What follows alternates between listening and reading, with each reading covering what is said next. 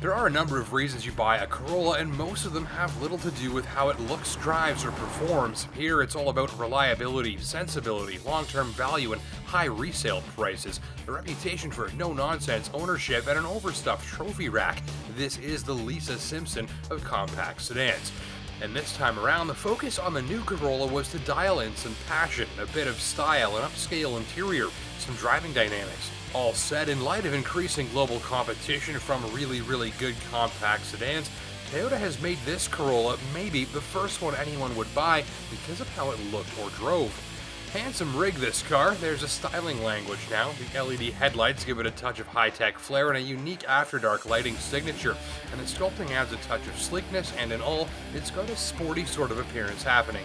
Inside, similar. Not long ago, the Corolla was the king of beige and gray plastics.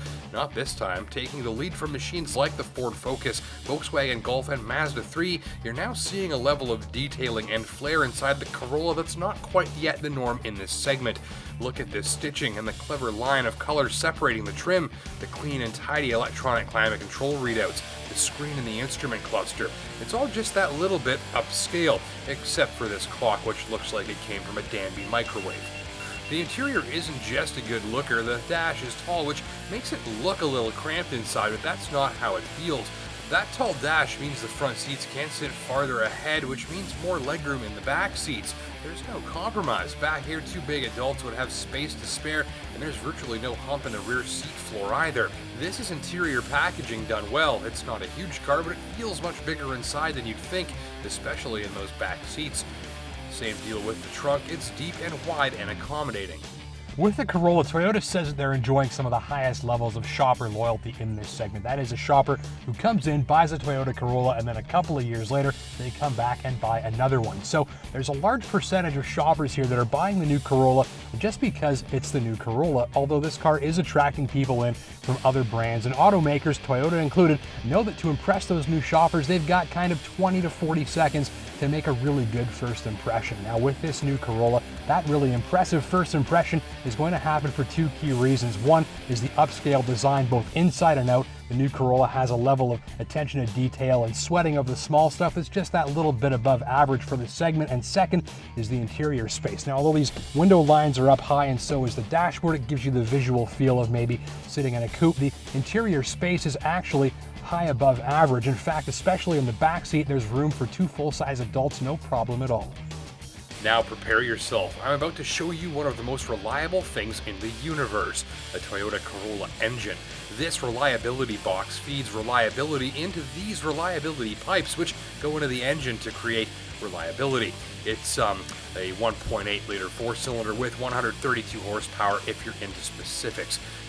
Variable valve timing helps the engine perform strongly at all RPMs, and a continually variable transmission, or CVT, helps to maximize the modest output and improve fuel economy, doing away with preset gears and helping the engine to spend more time at lower revs, saving fuel. Do you drive gently? Well, you'll like how this is set up. Even low revs pull the Corolla along just fine, and since the CVT keeps the revs fairly steady instead of sending them up and down through a bunch of gears, it saves fuel. Driven with a light foot, this engine and transmission combination will prove smooth and quiet and will save you gas. Drive sporty like maybe with the sport mode engaged from the button down here, and things do get a bit more responsive, notably sport mode on or off. The CVT does give you a good instant shot of revs when you stomp the throttle, simulating a downshift of a regular automatic, though faster and smoother and without the kick. Overall, full throttle acceleration is adequate, and you really need to let this engine spin fast to get it pulling along quickly. But ultimately, engineers have worked this CVT as both a fuel saver and a performance enhancement, depending on how you're driving it. Speaking of fuel mileage, over the course of about 1,600 kilometers of driving in this tester, I achieved 7 liters per 100 clicks overall. That's for where and how I drive, which I find to be very reasonable. I want to look at two other things that help set the Corolla apart. First is how it handles rough roads, suspension fine-tuning, and the Corolla's new ultra-stiff body structure. See a little car that's really got its act together when the going gets nasty.